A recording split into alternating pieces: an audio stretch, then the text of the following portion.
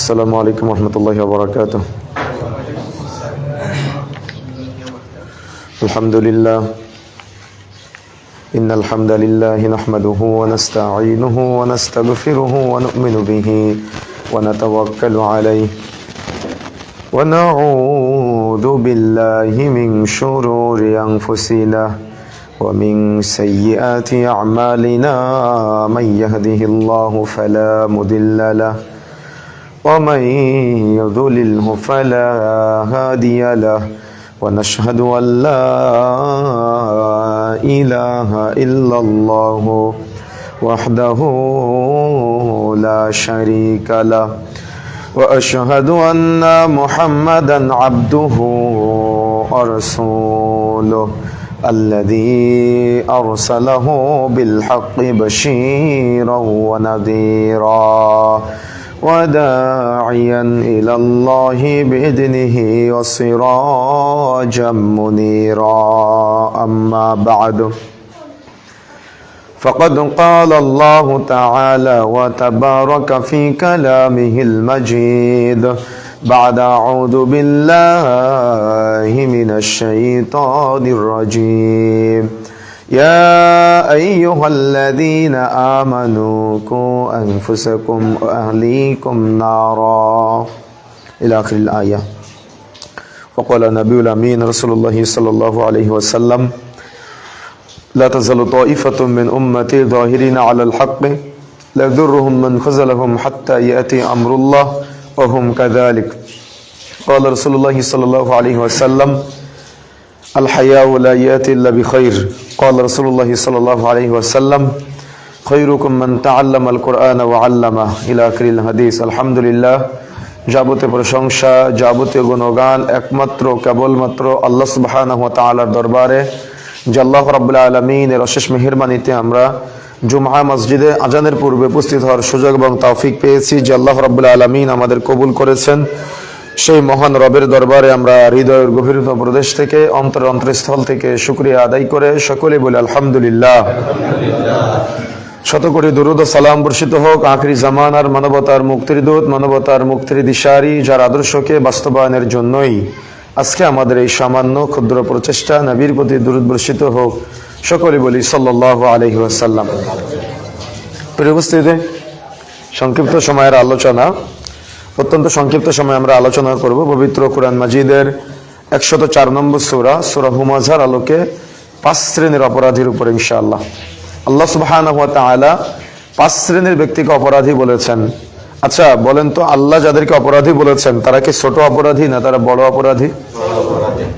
আল্লাহ সুবহানাহু ওয়া তাআলা যাদের অপরাধী বলেছেন নিঃসন্দেহে তারা বড় অপরাধী। আর পবিত্র কুরআন মাজিদের মধ্যে আল্লাহ সুবহানাহু ওয়া তাআলা সেই অপরাধীর নিয়ে আলোচনা করেছেন। আমরা যদি ওই অপরাধীদের তালিকায় আজকে আমাদের নামটা পেয়ে যাই, রাগ না করে, কষ্ট না করে, ব্যথা না নিয়ে আমরা নিজেরা নিজেদেরকে পরিবর্তন করার চেষ্টা করবো ইনশাআল্লাহ। ওয়া মা তাওফীকি ইল্লা বিল্লাহ।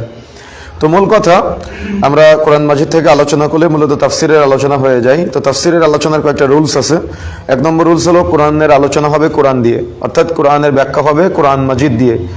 আর 2 নম্বর রুলস হলো কোরআন মাজিদের ব্যাখ্যা হবে হাদিস দিয়ে। এর বাহিরে কোরআন মাজিদের ব্যাখ্যা অন্য কোনো সিস্টেমে চলবে না। কোরআন মাজিদের ব্যাখ্যার ক্ষেত্রে যদি কোনো ব্যক্তি এই 2টা রুলস ফলো না করে, তাহলে আল্লাহ সুবহানাহু ওয়া তাআলার সাথে খেয়ানত হয়ে যায়। এবং মুহাম্মদ সাল্লাল্লাহু আলাইহি ওয়াসাল্লাম সাহাবায়ে কেরামকে যেভাবে বুঝিয়েছেন, ওই বুঝটা যদি কেউ গ্রহণ না করে তাহলে পথভ্রষ্ট হওয়ার সম্ভাবনা থেকে যায়। সেজন্য রাসূলুল্লাহ সাল্লাল্লাহু আলাইহি ওয়াসাল্লামের বুঝটাকে আমাদের গ্রহণ করতে হবে। আল্লাহ সুবহানাহু ওয়া তাআলা যেভাবে বলেছেন সেভাবে ব্যাখ্যা করতে হবে। এর বাহিরে নিজেদের মন গড়া কোনো কথা, নিজেদের মন গড়া কোনো চিন্তা উপস্থাপন করা অন্তত কোরআন মাজিদের সাথে উচিত না। আর যদি কেউ করে তাহলে এটা দুঃসাহস, এটা আল্লাহ সুবহানাহু ওয়া তাআলার সাথে খেয়ানতি করা, ওহীর সাথে প্রতারণা করা। সুতরাং ওহী যেভাবে আল্লাহ সুবহানাহু ওয়া তাআলা ওহী মাতলু এবং ওহী গায়রে মাতলু যেভাবে প্রেরণ করেছে সেভাবেই উচ্চারণ করা, সেভাবে বলা, সেভাবে প্রচার করা, সেই বুঝটা মানুষের মাঝে দেওয়াটাই সর্বোত্তম। এক্ষেত্রে ব্যক্তির মুজ চিন্তা, ব্যক্তির বা দেখা যাচ্ছে কোনো ওলামায়ে কেরামের চিন্তা, কোনো দলের চিন্তা, কোনো মাযহাবের চিন্তা, কোনো ফেরকার চিন্তা, কোনো তরিকার চিন্তা মানুষের মাঝে উপস্থাপন করা বা মানুষের মাঝে প্রচার করা বা প্রমোট করা, এটা ইমানদারের বৈশিষ্ট্য না, সালাফদের বৈশিষ্ট্য এমনটা ছিল না। সালাফে সালেহিনদের বৈশিষ্ট্য হলো কোরআন মাজিদের আলোচনা হবে কোরআন বিল কোরআন, কোরআন দিয়ে কোরআনের ব্যাখ্যা অথবা হাদিস দিয়ে কোরআনের ব্যাখ্যার বাইরে কোনো কথা চলবে না।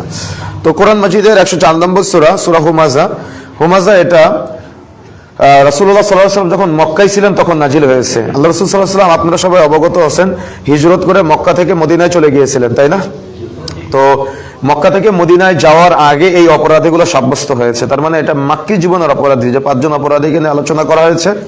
এই 5 জন অপরাধী হলো রাসূলুল্লাহ সাল্লাল্লাহু আলাইহি ওয়াসাল্লামের মাক্কি জীবনের অপরাধী। হিজরত করে মদিনায় যাওয়ার পরে যে সূরাগুলো নাজিল হয়েছে সেগুলো হলো মাদানী সূরা, আর হিজরতের আগে মক্কায় থাকা অবস্থায় যে সূরাগুলো নাজিল হয়েছে সেগুলো হলো মাক্কি সূরা। তো পবিত্র কোরআন মাজিদের 114টি সূরার 104 নম্বর সূরা সূরা হুমাজা, এটা রাসূলুল্লাহ সাল্লাল্লাহু আলাইহি ওয়াসাল্লামের মাক্কি জীবনের সূরা। যদিও এটা শেষে উসমান রাদিয়াল্লাহু তাআলা আনহু যে মুসাহাফ সংকলন করেছিলেন, এই মুসাহাফ অনুযায়ী 30তম পারার মধ্যে নিয়ে আসা হয়েছে, কিন্তু অত্র সূরাটি মূলত মাক্কি জীবনের সূরা। সূরা হুমাজা নামকরণ নিয়ে যদি আমরা বলি, 1 নম্বর আয়াত থেকে মূলত শব্দটা নেওয়া হয়েছে, এবং হুমাজা শব্দের অনেকগুলো অর্থ আসে। তার মধ্যে একটা অর্থ হলো পরনিন্দাকারী। হুমাজা শব্দের যতগুলো অর্থ আসে তার মধ্যে অন্যতম একটা অর্থ হলো পরনিন্দাকারী। আজকে এমন ভাবে শুনতে হবে যাতে করে ইমাম সাহেব তিলাওয়াত করলে আমরা অনুবাদ বুঝতে পারি। দেখবেন সৌদি আরবের শেখরা তিলাওয়াত করলে পিছনের মুসল্লিরা অর্থ বুঝতে পারে, এজন্য চোখ দিয়ে পানি আসে। আর আমরা তিলাওয়াত করলে, আমাদের ইমাম সাহেবরা তিলাওয়াত করলে দেখা যাচ্ছে আমাদের কোনো প্রভাব পড়ে না, কেন আমরা কিছুই বুঝি না। এজন্য আমাদের বোঝার চেষ্টা করতে হবে, এভাবে তাফসীরের আলোচনায় আমাদের মনোযোগ দিতে হবে, মনোনিবেশ তৈরি করতে হবে। তো পবিত্র কোরআন মাজিদের অন্যতম গুরুত্বপূর্ণ একটি সূরা সূরা হুমাজার 9টি আয়াতে সম্পৃক্ত। প্রথম 3টা আয়াতের মধ্যে আল্লাহ সুবহানাহু ওয়া তাআলা 5 শ্রেণীর অপরাধীকে নিয়ে আলোচনা করেছেন, আর শেষের আয়াতগুলোতে ওই 5 শ্রেণীর অপরাধীর কি শাস্তি আল্লাহ সুবহানাহু ওয়া তাআলা দিবে সে সম্পর্কে আলোচনা করেছে। তবে প্রথম 3টা আয়াতের আলোচনায় আল্লাহ সুবহানাহু ওয়া তাআলা এখানে স্পষ্ট শাস্তির কথা না বলে রাসূলুল্লাহ সাল্লাল্লাহু আলাইহি ওয়াসাল্লাম বিস্তারিত ব্যাখ্যা করেছে।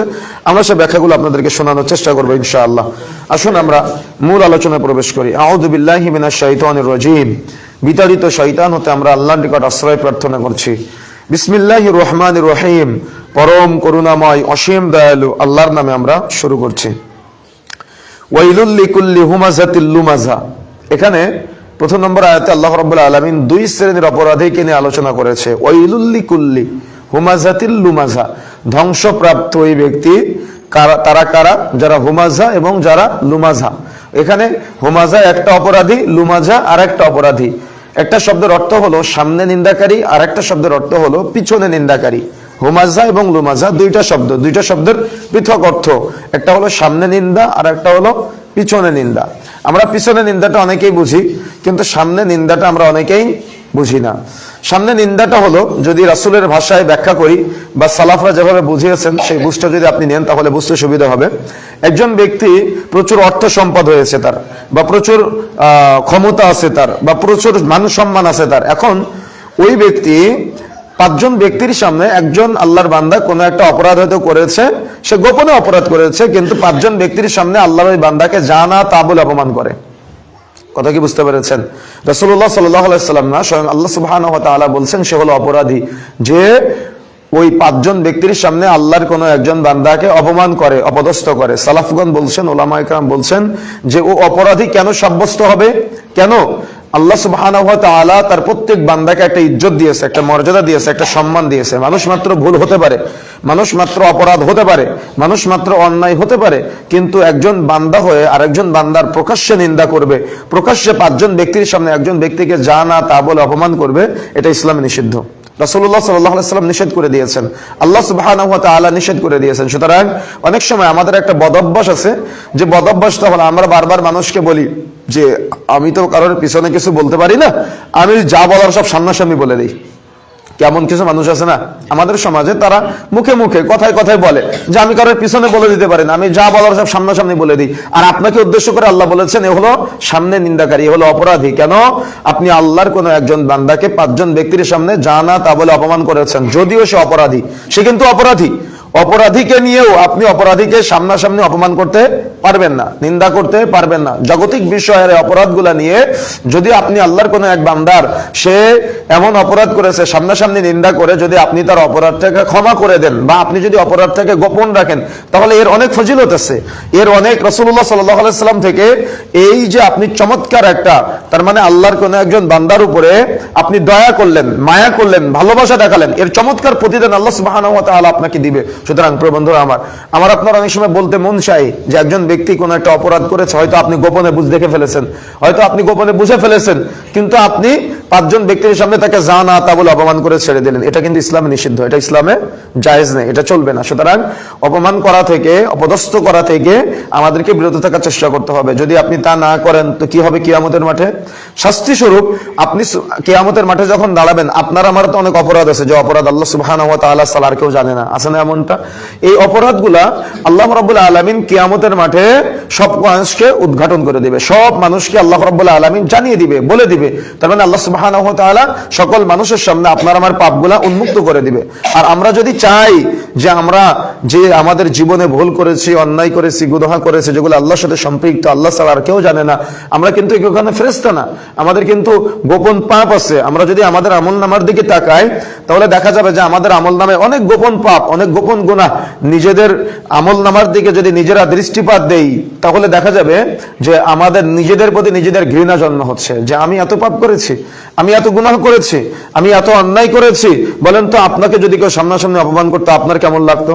আপনি যে আল্লাহর কোনো এক বান্দাকে সামনাসামনি অপমান করলেন, যদিও সে অপরাধী, আমি কিন্তু বারবার বলতেছি, যদিও সে অপরাধী, কিন্তু আপনি বারবার তাকে যে সামনাসামনি অপমান করেন, নিন্দা করেন, আল্লাহ সুবহানাহু ওয়া তাআলা এটা পছন্দ করে না। এই জন্য আল্লাহ বলেছেন, ও হলো অপরাধী যে মানুষের সামনাসামনি নিন্দা করে, মানুষের সামনাসামনি অপমান করে, মানুষের সামনাসামনি অপদস্থ করে। শুধুমাত্র এই ক্ষেত্রে না, সে তার অপরাধের ক্ষেত্রে না, জাগতিক বিষয়ে কোনো এক বান্দার সাথে কোনো এক বান্দার আপনার হয়তো মনোমালিন্য হতে পারে, আর্থিক লেনদেনের ক্ষেত্রে হতে পারে, বা দেখা যাচ্ছে পারিপার্শ্বিক আপনার প্রতিবেশীর সাথে হতে পারে। আপনি একজন ব্যক্তিকে যা না তা বলে অপমান করে ছেড়ে দিলেন পাঁচজন ব্যক্তির সামনে বা গ্রাম্য সকল মানুষের সামনে।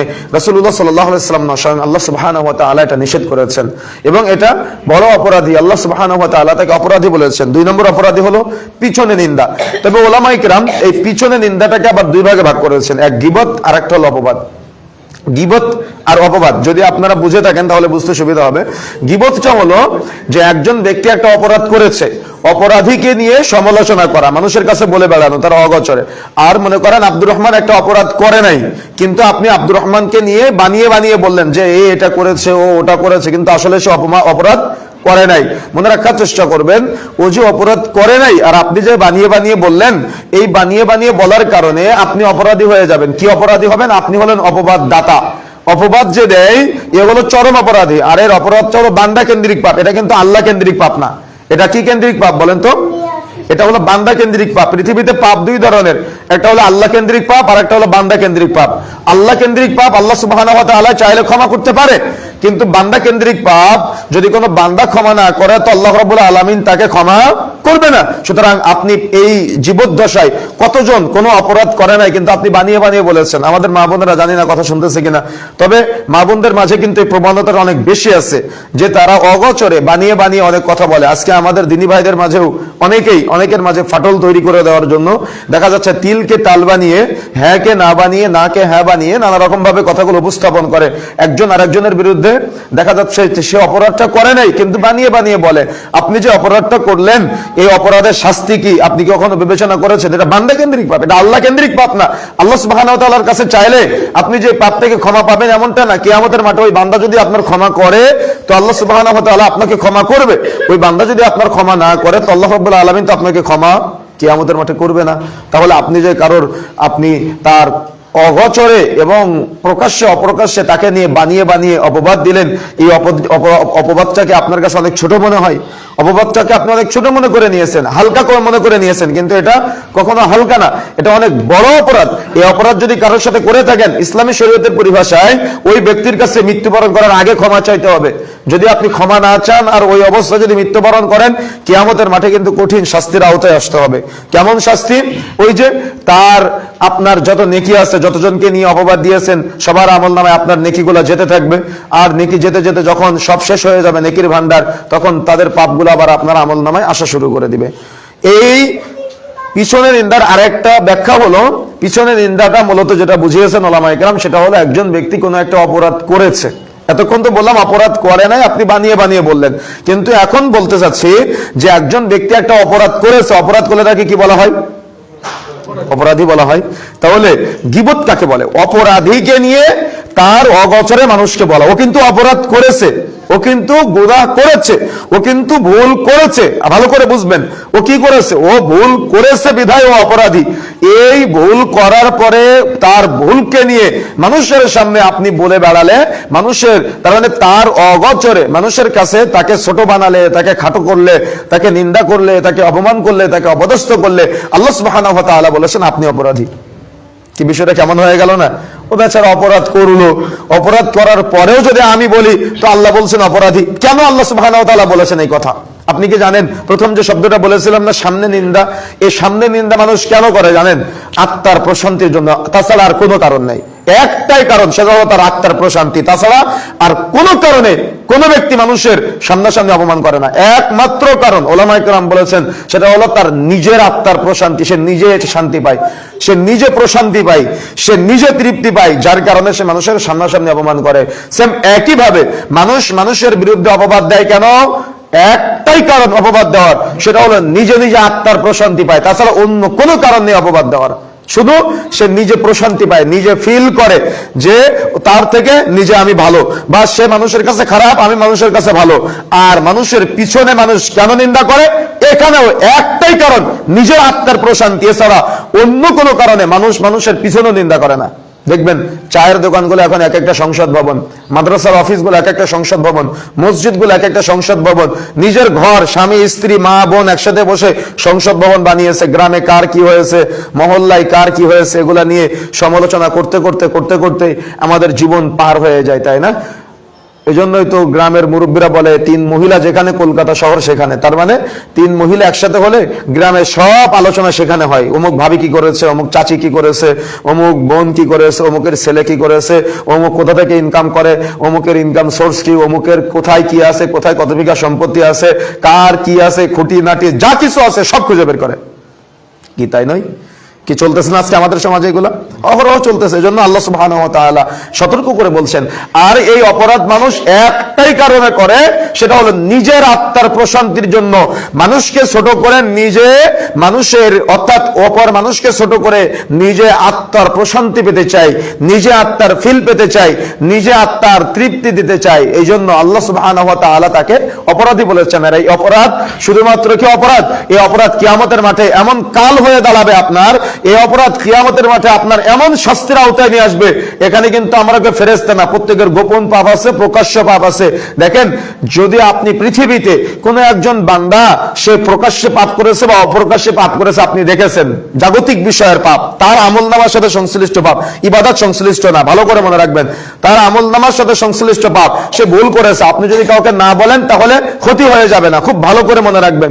এখন এই পাপটা আপনি গোপন করলেন, গোপন করার কারণে কিয়ামতের মাঠে যখন আপনি দাঁড়াবেন, তখন আল্লাহ সুবহানাহু ওয়া তাআলা আপনাকে কেন্দ্র করে বলবে, এ বান্দা হয়ে যদি বান্দার উপরে এত দয়া দেখাতে পারে, এ বান্দা হয়ে বান্দার উপরে যদি এত ভালোবাসা দেখাতে পারে, তো আমি আল্লাহ হয়ে বান্দার উপরে রহম করতে পারবো না? তার যত গোপন পাপ আছে সবকে গোপন করে দিলাম। সুবহানাল্লাহ।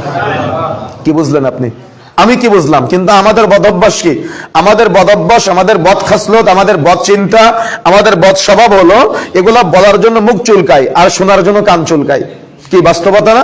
এগুলা বলার জন্য মোবাইলের মাধ্যমে হচ্ছে, ফোনে কথা বলার মাধ্যমে, হোয়াটসঅ্যাপের মাধ্যমে, মেসেঞ্জারের মাধ্যমে, একসাথে বসে থেকে চায়ের দোকানে, বাড়িতে স্বামী স্ত্রী, দেখা যাচ্ছে সারাদিন পরিশ্রম করে বাড়িতে ফিরলেন, আপনার স্ত্রী আপনার মাকে নিয়ে বলা শুরু করে দিল, আপনার মা আপনার বোনকে নিয়ে, ভাবিকে নিয়ে, প্রতিবেশীকে নিয়ে বলা শুরু করে দিল, আপনি আমিও শোনা শুরু করে দিলাম, কিন্তু বোঝার চেষ্টা করলামই না যে কখন গীবত করে ফেললাম, কখন অপবাদ দিয়ে ফেললাম, কখন কার পিছনে অগোচরে তাকে নিয়ে সমালোচনা করে ফেললাম।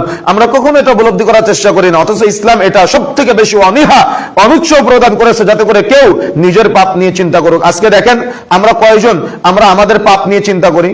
আমরা কয়জন আমরা আমাদের গুনাহ নিয়ে চিন্তা করি? আমরা কয়জন আমরা আমাদের নিজেদের অন্যায় নিয়ে চিন্তা করি? আমাদের নিজেদের পিছনের দিকে তাকালে পাহাড় সম পরিমাণ অপরাধ। কিয়ামতের মাঠে এতদিন তো শুনেছেন মানুষ উঠবে, শুনেছেন না যে পিপিলিকার ন্যায় মানুষ উঠবে?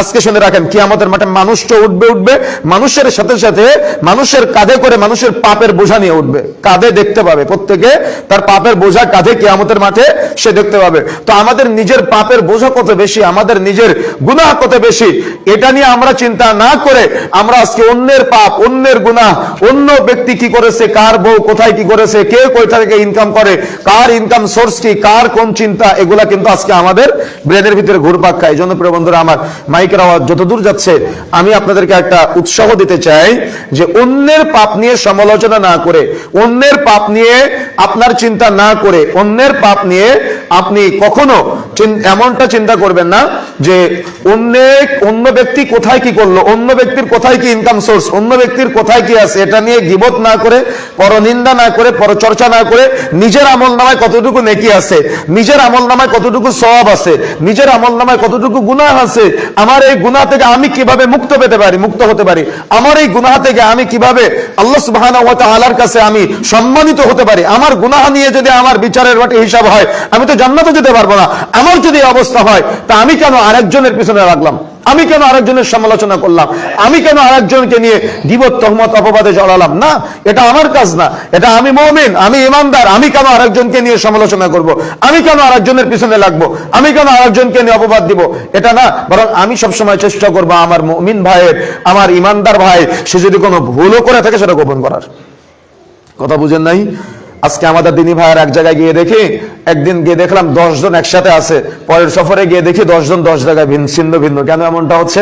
একজন আরেকজনের গুনাহ ক্ষমা করতে পারে না, একজন আরেকজনের মাফ করতে পারে না, একজন আরেকজনের ভুলকে গোপন রাখতে পারে না, একজন আরেকজনের অগোচরে, তার মানে কেউ কারোর সম্মান করতে পারে না, কেউ কারোর মর্যাদা দিতে পারে না, কেউ কারোর ইজ্জত করতে পারে না, কেউ কারোর ভালোবাসতে পারে না। বাহ্যিক যোগ্য বিষয়ের কোন একটা অপরাধ নিয়ে এমন ভাবে দিনী ভাইদের মাঝে আলাপ আলোচনা হয় যে একজনের সাথে আরেকজনের সম্পর্ক দূরত্ব তৈরি হয়ে যায়। স্বামী স্ত্রীর মাঝে সম্পর্ক নষ্ট হয়, পাড়া প্রতিবেশীর মাঝে সম্পর্ক নষ্ট হয়, ভাই ভাইয়ের মাঝে সম্পর্ক নষ্ট হয়, ভাই বোনের মাঝে সম্পর্ক নষ্ট হয়, দেখা যাচ্ছে দিনী ভাইয়ের সাথে সম্পর্ক নষ্ট হয়, মসজিদ কমিটির সাথে সম্পর্ক নষ্ট হয়। কেন হচ্ছে এমনটা? এই নিজেদের মাঝে এই অপরাধ প্রবণতা থাকার কারণে। অপরাধ প্রবণতা কি? অপরাধ হলো গীবতে জড়ানো, অপরাধ হলো সমালোচনা করা, অপরাধ হলো নিজের পাপকে নিয়ে চিন্তা না করে অন্য ব্যক্তির পাপ নিয়ে বেশি চিন্তা করা, নিজের গুনাহকে নিয়ে চিন্তা না করে অন্য ব্যক্তির গুনাহ নিয়ে বেশি চিন্তা করা। আমাদের মা বোনরা যতটুকু শাশুড়ির বিরুদ্ধে পরচর্চা করে, যতটুকু শাশুড়িরা বৌমার বিরুদ্ধে পরচর্চা করে, অন্তত যদি ক্ষমা করতে পারতো, এই ক্ষমার বিনিময়ে তাদের জান্নাত হতো, এই ক্ষমার বিনিময়ে তাদের জান্নাত হতো। আল্লাহ সুবহানাহু ওয়া তাআলা এজন্য বলেছেন, যারা মানুষের অগোচরে, রাসূলুল্লাহ সাল্লাল্লাহু আলাইহি ওয়াসাল্লাম স্পষ্টভাবে বলেছেন, তাবরানী আওসাদ 2 নম্বর খণ্ডের 126 নম্বর পৃষ্ঠার মধ্যে আসছে, এবং তিরমিজিতে সহ সিলসিলা সহিহার মধ্যে অসংখ্য আলোচনা এসেছে এই ব্যাপারে, যে আল্লাহর কোনো এক বান্দা যদি কোনো এক বান্দার পাপগুলাকে প্রকাশ করে দেয়, উন্মুক্ত করে দেয়, কিয়ামতের মাঠে আল্লাহ সুবহানাহু ওয়া তাআলা তার যত গোপন পাপ আছে সব পাপগুলা সমস্ত মানুষের সামনে উন্মুক্ত করে দিবে।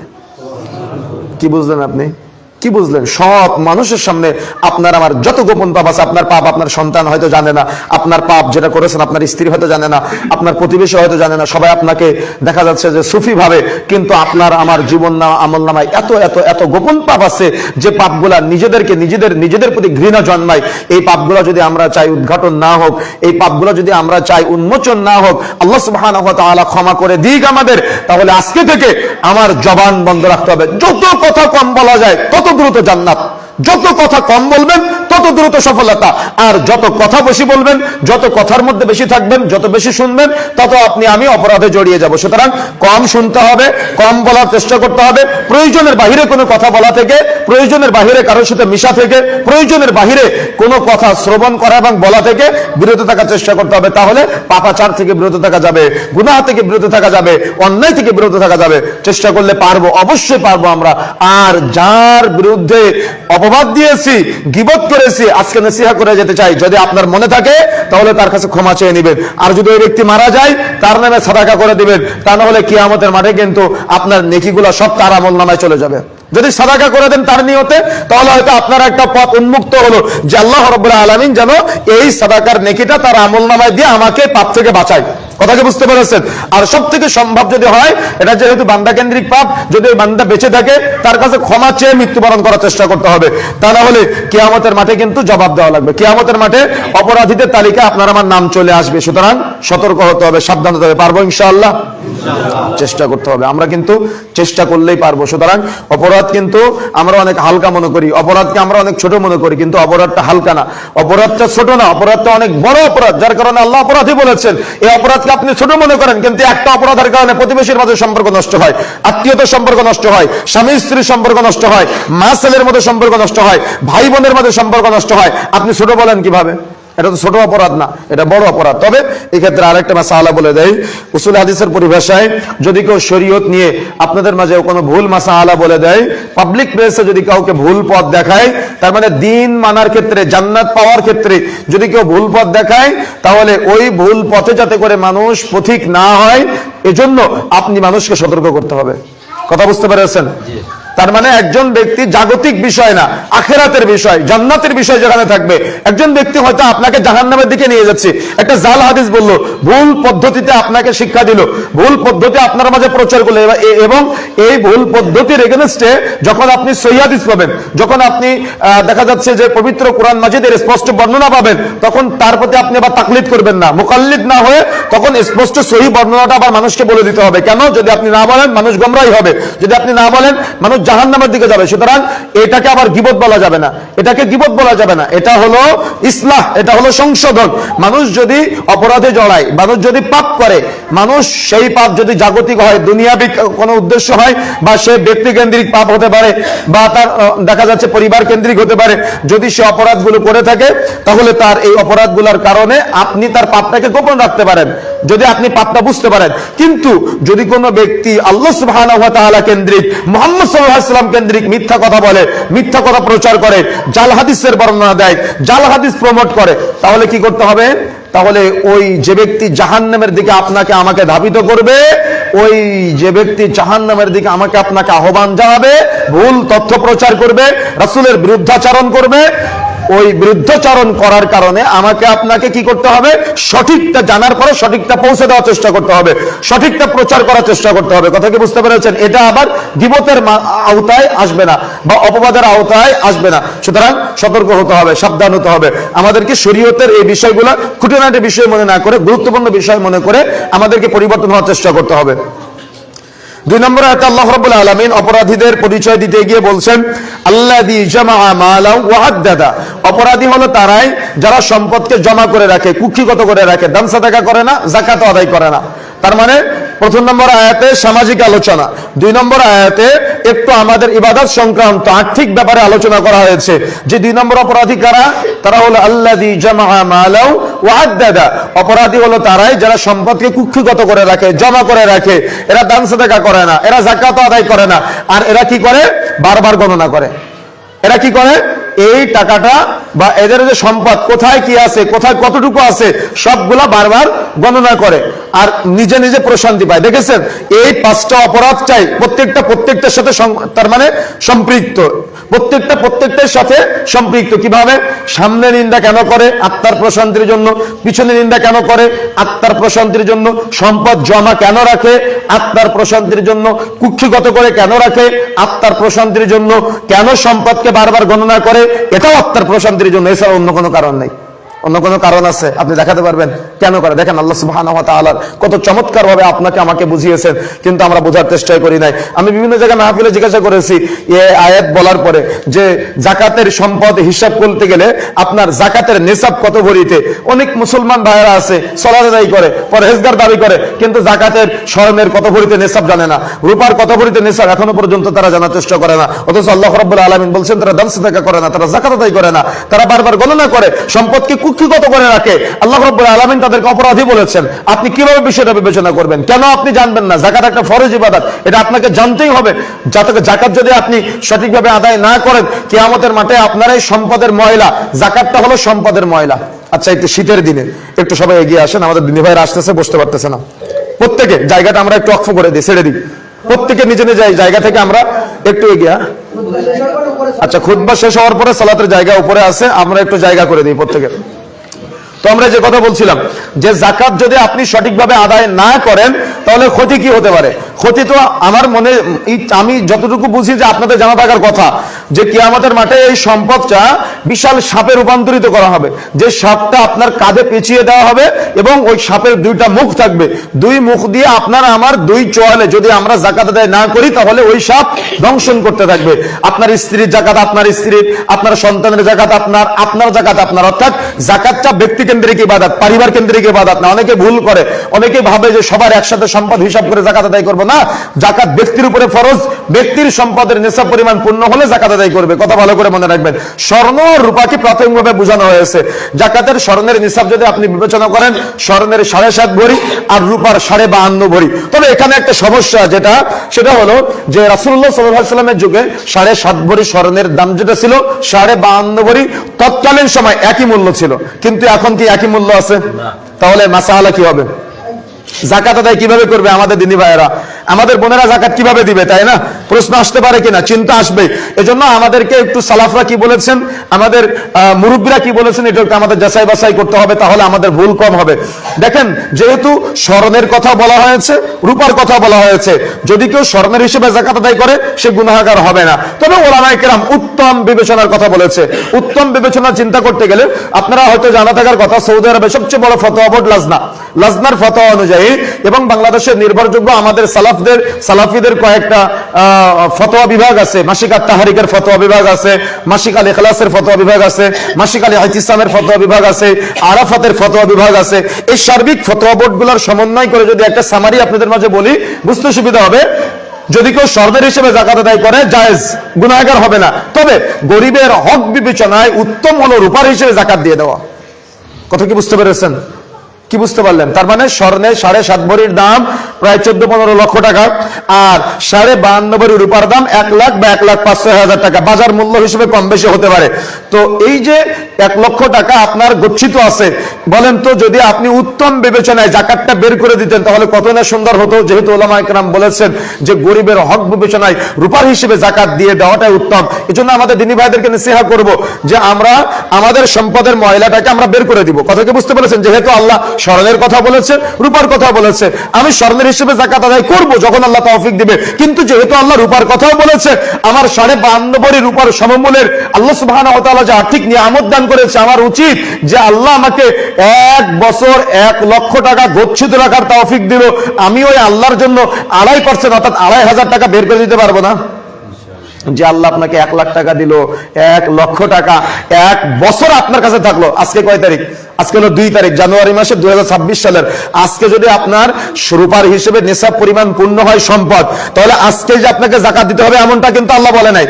ভালো করে বুঝবেন, আল্লাহ কিন্তু এটা বলে নাই। বা আপনার স্ত্রীর আজকে নিসাব পরিমাণ সম্পদ পূর্ণ হয়েছে, আজকে যে আপনার জাকাত দিতে হবে, আল্লাহ কিন্তু এটা বলে নাই। এই সম্পদটা আপনার 1 বছরে আপনার কাছে কুক্ষিগত থাকবে, অক্ষত থাকবে। এর মধ্যে আপনার অসুস্থতা আসতে পারে, এর মধ্যে আপনার সুবিধা অসুবিধা প্রয়োজন আসতে পারে। এই প্রয়োজনে আপনি যদি খরচ করে ফেলেন, জাকাত দেওয়া দরকার নেই, জাকাত নাই। কিন্তু আল্লাহ রাব্বুল আলামিন আপনাকে যে আর্থিক নিয়ামত দিয়েছে, 1 বছর আপনি সেটা জমা রাখলেন আপনার কাছে, 1 বছর পরে আল্লাহ বলেছেন ওই সম্পদের ময়লা হিসেবে মাত্র 2,500 টাকা দিয়ে দিতে হবে। আমরা পারবো না? চেষ্টা করতে হবে গরিবের হক বিবেচনায় রূপার হিসেবে জাকাত দেওয়াটা। শুধু বাংলাদেশের আমাদের সালাফি আলেমদের ফতোয়া না, ইন্ডিয়ার আমাদের সালাফি আলেমদের ফতোয়া এবং পাকিস্তানের সালাফি আলেমদের ফতোয়া, সৌদি আরবের সালাফি, সকল ওলামায়ে কেরামের ফতোয়া অনুযায়ী গরিবের হক বিবেচনায় রূপার হিসেবে জাকাত দিয়ে দেওয়াটা উত্তম। আবার ভুল বুঝিয়েন না, যদি কেউ স্বর্ণের হিসেবে জাকাত দেওয়ার জন্য অপেক্ষা করে সেও কিন্তু গুনাহগার হবে না। আমি বলেছি উত্তমের কথা, কথা কি বুঝতে পেরেছেন? সুতরাং উত্তমটা আমাদের চেষ্টা করতে হবে। যদি কেন এক্ষেত্রে কয়েকটা কথা আপনাদের বলি, যদি আমরা চেষ্টা করি ফায়দা কি? যদি আমরা চেষ্টা করি উপকার কি? উপকার হলো যে আমাদের এই চেষ্টার কারণে আমাদের এই যে 1 লাখ টাকায় 2,500 টাকা জাকাত দিয়ে দিলাম, আমার রব আমাকে ওই 2,500 টাকা ডবল করে ফেরত দিবে, 5,000 টাকা রূপান্তরিত করে ফেরত দিবে। সুবহানাল্লাহ। আমার রব আমাকে ওই যে ব্যবসার মাধ্যমে বা যে হালাল ইনকাম সোর্স থেকে আমি ওই টাকাটা জমা করেছি, আমার রব আমাকে ওটা ওই হালাল ইনকামের জায়গায় বারাকা দিয়ে বৃদ্ধি করে দিবে। সুবহানাল্লাহ। রাসূলুল্লাহ সাল্লাল্লাহু আলাইহি ওয়াসাল্লাম বলছেন, শুধু এমনটা না, আপনি আমি যে যাকাতটা আদায় করলাম বা সম্পদটা আল্লাহর রাস্তায় দিয়ে দিলাম, আল্লাহ সুবহানাহু ওয়া তাআলা সন্তুষ্ট হয়ে যায় এবং এটা আমাদের জান্নাতের একটা দলিল হিসেবে নির্ধারণ করে দেয়। সুবহানাল্লাহ। কি বুঝলেন আপনি? আমাদের দুনিয়াতে জমির দলিল আছে না? দলিল আছে, দলিল ছাড়া বলতে পারবেন যে জমিটা আপনার? তো জান্নাতের জন্য যদি দলিল আমরা চাই, তাহলে আমাদের বেশি বেশি দান সাদাকা করতে হবে, আমাদের যাকাতটা বের করে দিতে হবে। তাহলে আমাদের কি হবে? জান্নাতের দলিল তৈরি হবে আমাদের জন্য। এটা ফিল করতে হবে, এটা ভাবতে হবে যে আমাদের জন্য জান্নাতে একটা জায়গা নির্মাণ হচ্ছে, জায়গা তৈরি হচ্ছে। এটা আমাদের প্রচেষ্টা থাকা চাই। সুতরাং বন্ধুরা আমার, আল্লাযী জামাআ মালাহু ওয়া আদ্দাদা, অপরাধী হলো তারাই যারা সম্পদকে কুক্ষিগত করে রাখে, যারা সম্পদকে জমা করে রাখে, দান সাদাকা করে না, যাকাত আদায় করে না। আল্লাহ তাদের অপরাধী বলেছেন। সুতরাং আমরা সম্পদকে কুক্ষিগত করে না, আল্লাহ যতটুকু দিয়েছে রূপার হিসেবে নেশাব পরিমাণ পূর্ণ হলে যাকাত আদায় করব।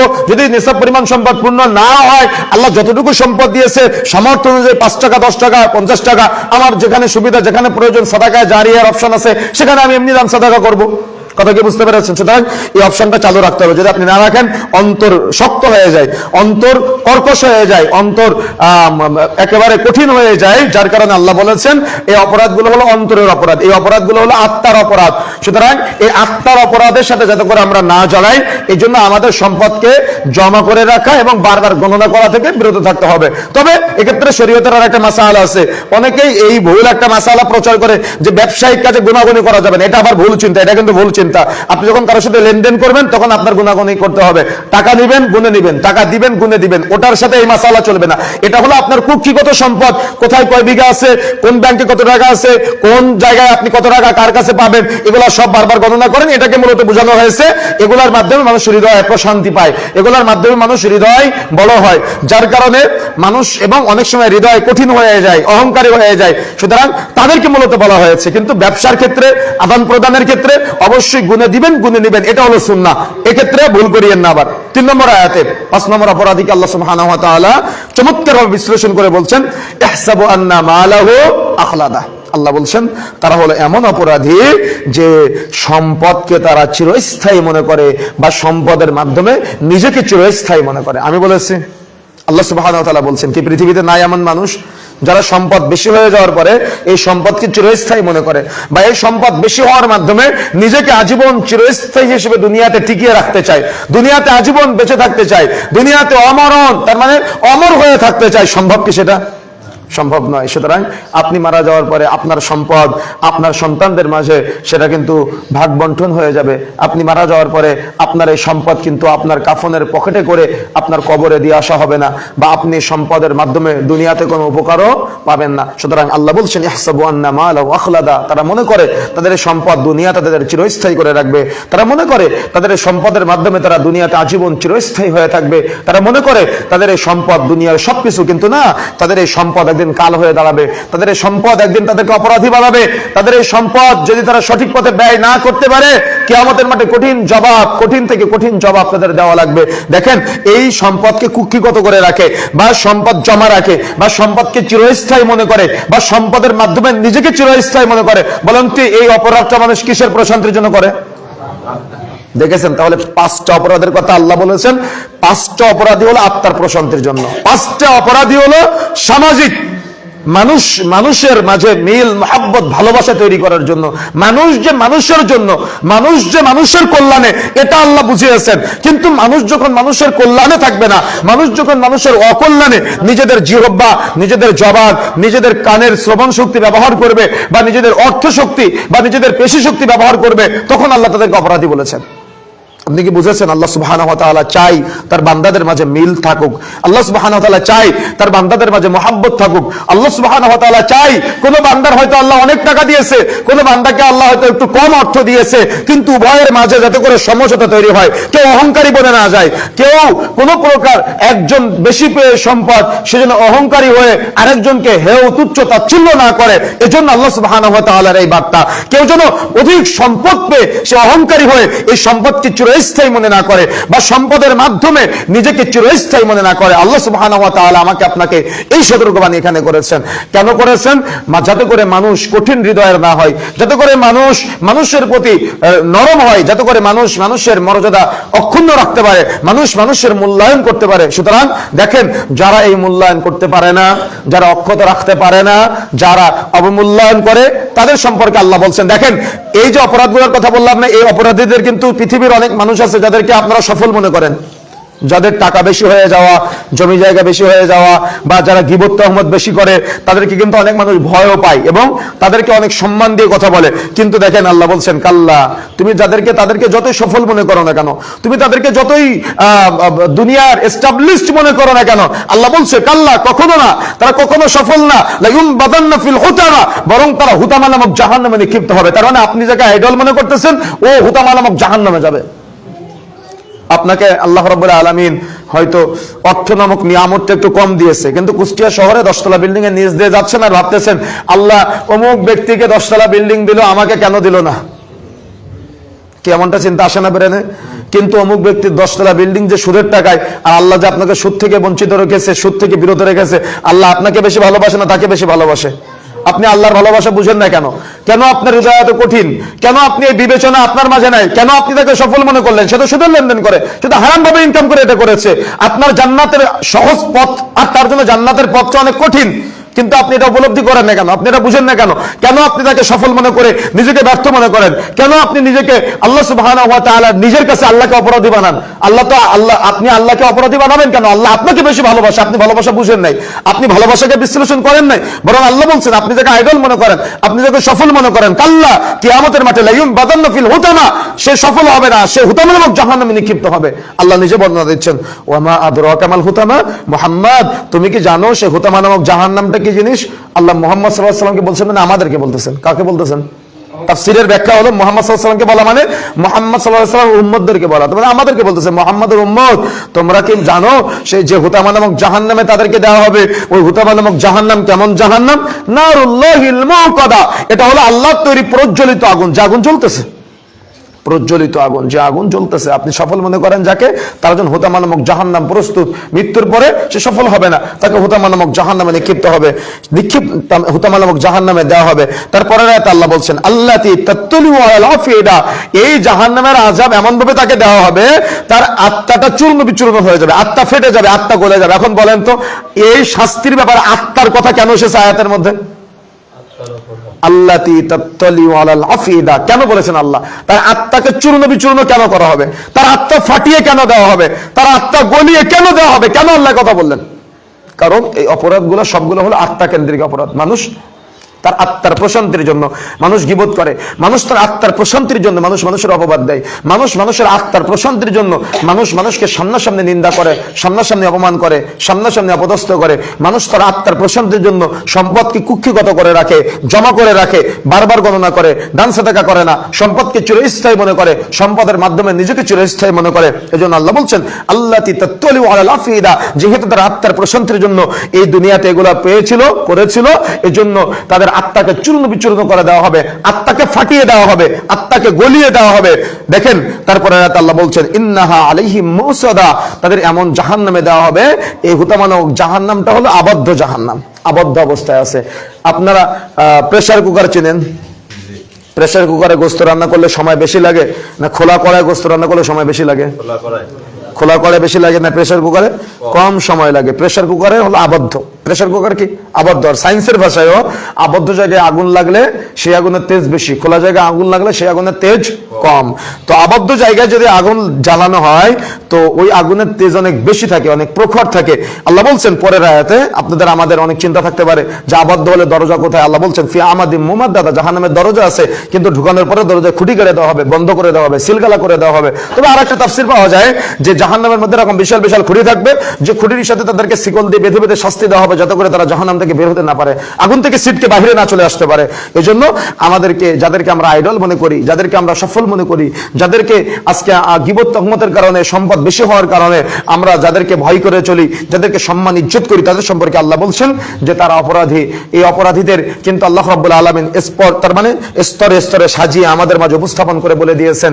আমি প্রথম থেকে আবার আপনাদের বলি একবার, ওয়াইলুল লিকুল্লি হুমাযাতিল লুমাযা, ধ্বংসপ্রাপ্ত ওই ব্যক্তি যে মানুষের সামনে এবং পিছনে নিন্দা করে বেড়ায়। আল্লাযী জামা মালাহু ওয়া'আদ্দাদা, অপরাধী হলো তারাই যারা সম্পদকে জমা করে রাখে, কুক্ষিগত করে রাখে, বারবার গণনা করে, দান সাদাকা করে না। ইয়াহসাবু আন্না মালাহু আখলাদা, অপরাধী হলো তারাই যারা সম্পদকে চিরস্থায়ী মনে করে বা সম্পদের মাধ্যমে নিজেকে চিরস্থায়ী মনে করে। তাদের শাস্তি সম্পর্কে আল্লাহ বলছেন কাল্লা লায়ুনবাযান্না ফিল হুতামা, তারা হুতামা নামক জাহান্নামে নিক্ষিপ্ত হবে। ওয়া মা আদরাকা মাল হুতামা, মুহাম্মদ তুমি কি জানো হুতামা নামক জাহান্নামটা কি জিনিস? নারুল্লাহিল মুকাদা, মুকাদা, সেটা হলো আবদ্ধ। নারুল্লাহিল মুকাদা, সেটা হলো আল্লাহর তৈরি প্রজ্বলিত আগুন। আল্লাতি তাত্তালি আলাল আফিদা, যে আগুন মানুষের হৃদয়কে চূর্ণ বিচূর্ণ করে দিবে, আত্মা ফাটিয়ে দিবে, আত্মা গলিয়ে দিবে। ইন্নাহা আলাইহিম মাউসাদা, যা জাহান্নাম আবদ্ধ অবস্থায় আছে, আবদ্ধ জাহান্নামে তাদেরকে শাস্তি দেওয়া হবে। ফি আমাদিন মুমাদ্দাদা, জাহান্নামীদেরকে জাহান্নামে ঢুকানোর পরে দরজায় খুঁটি কেড়ে দিয়ে জাহান্নামকে আবদ্ধ করে দেওয়া হবে, জাহান্নামকে বন্ধ করে দেওয়া হবে।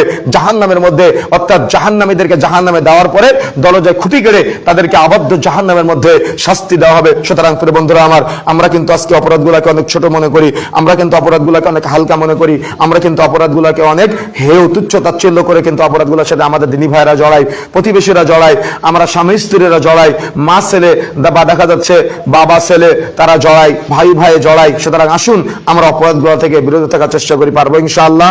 চেষ্টা করতে হবে। যত কথা কম বলা যায় তত আমাদের জন্য কল্যাণ। যত কথা কম বলবেন তত উত্তম, আর যত বেশি বলবেন তত আপনি গুনাহের কাজে জড়িয়ে গেলেন। সুতরাং কম বলার চেষ্টা করতে হবে, কম শোনার চেষ্টা করতে হবে। গীবতের কাজে, ইলম অর্জনের কাজে বেশি বেশি সময় দেন, কিন্তু গীবত তহমতের কাজে, অপবাদের কাজে, যে ক্ষেত্রে মানুষ মানুষের ছোট করে, মানুষ মানুষকে খাটো করে, এই প্রবণতা থেকে, এই চিন্তা থেকে আমাদের বের হয়ে আসতে হবে।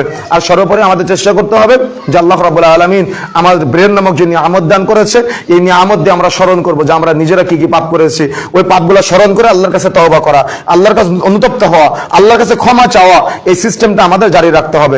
যে আমাদের পাপগুলোকে বেশি বেশি স্মরণ করা, অন্যের পাপ নিয়ে চিন্তা না করা। অন্য ব্যক্তি সে তার পাপগুলো নিয়ে চিন্তা করুক, আমি আমার পাপগুলো নিয়ে চিন্তা করব, আমার পাপগুলো যাতে করে ক্ষমা হয়। এজন্য আমি আজকে থেকে চেষ্টা করব আমার ভাই, আমার প্রতিবেশী, আমার বন্ধু, সে যদি কোনো ভুলও করে ফেলে, আমি তার ভুলটাকে গোপন রাখার, তার গুনাহটাকে গোপন রাখার, তার গুনাহটাকে মানুষের কাছে প্রকাশ না করার আমরা যদি চেষ্টা করি, আমরা পারবো ইনশাআল্লাহ। সুতরাং আমাদের মুমিনদের মাঝে এটা বড়ই ঘাটতি দেখা যাচ্ছে বর্তমানে।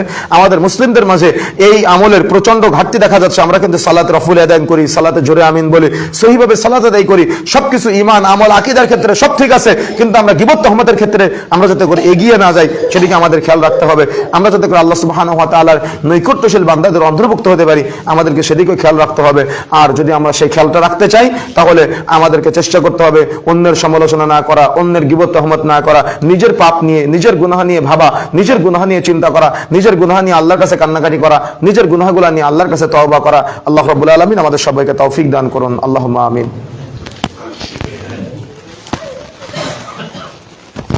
আলহামদুলিল্লাহ, ইন্নাল হামদালিল্লাহ নাহমাদুহু ওয়া নাস্তাঈনুহু ওয়া নাস্তাগফিরুহু ওয়া নু'মিনু বিহি ওয়া নাতাওয়াক্কালু আলাইহি ওয়া নাউযু বিল্লাহি মিন শুরুরি আনফুসিনা ওয়া মিন সাইয়্যাতি আ'মালিনা মান ইয়াহদিহিল্লাহু ফালা মুদিল্লা লাহু ওয়া মান ইউদ্লিলহু ফালা হাদিয়া লাহু ওয়া নাশহাদু আল লা ইলাহা ইল্লাল্লাহু ওয়াহদাহু লা শারীকা লাহু ওয়া আশহাদু আন্না মুহাম্মাদান আবদুহু ওয়া رسوله الذي أرسله بالحق بشيرا ونذيرا وداعيا إلى الله بإذنه وسراجا منيرا أما بعد فقد قال الله تعالى وتبارك في كلامه المجيد بعد أعوذ بالله من الشيطان الرجيم يا أيها الذين آمنوا صلوا عليه وسلموا تسليما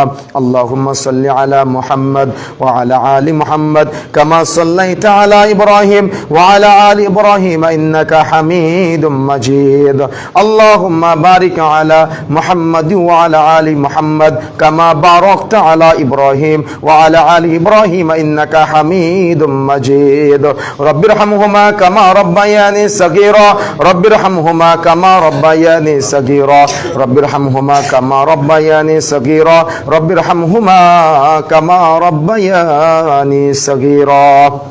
মসজিদ কমিটির বাইরে একটা কথা বলে দিই, হয়তো ব্যাটারি নাই, যার কারণে আজকে খুতবা আপনারা শুনতে পারলেন না মাইকে। যদি কারোর আল্লাহ তৌফিক দিয়ে থাকে তো মসজিদে একটা ব্যাটারি দেওয়ার চেষ্টা করবেন। যদি আপনাদের তৌফিক না থাকে আমাদের সাথে যোগাযোগ করবেন, আমরা ব্যবস্থা করে দেব ইনশাআল্লাহ। اللهم اغفر لحينا وميتنا وشاهدنا وغائبنا وصغيرنا وكبيرنا وذكرنا وأنثانا اللهم من أحييته منا فأحيه على الإسلام ومن توفيته منا فتوفه على الإيمان اللهم لا تحرمنا أجره ولا تفتنا بعده اللهم اغفر لنا وللمؤمنين والمؤمنات والمسلمين والمسلمات وألف بين قلوبهم وأصلح ذات بينهم وانصرهم على عدوك وعدوهم اللهم لعن الكفرة الذين يصدون عن سبيلك ويكذبون رسلك ويقاتلون أولياءك اللهم خلف بين كلمتهم وزلزل أقدامهم وأنزل بهم بعثك الذي لا ترده عن القوم المجرمين وأنزل بهم بعثك الذي لا ترده عن القوم المنافقين وأنزل بهم بعثك الذي لا ترده عن القوم الفاسقين وأنزل بهم بعثك الذي لا ترده عن القوم الكافرين اللهم اغفر لنا وللمؤمنين والمؤمنات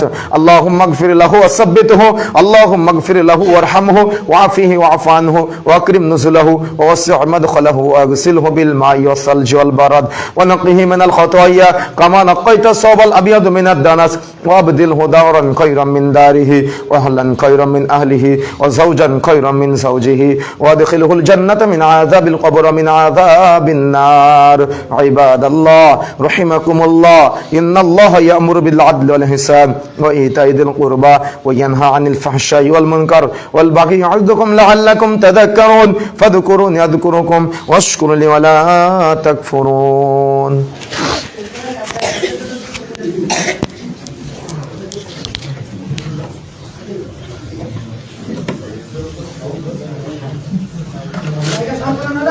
চলে যাও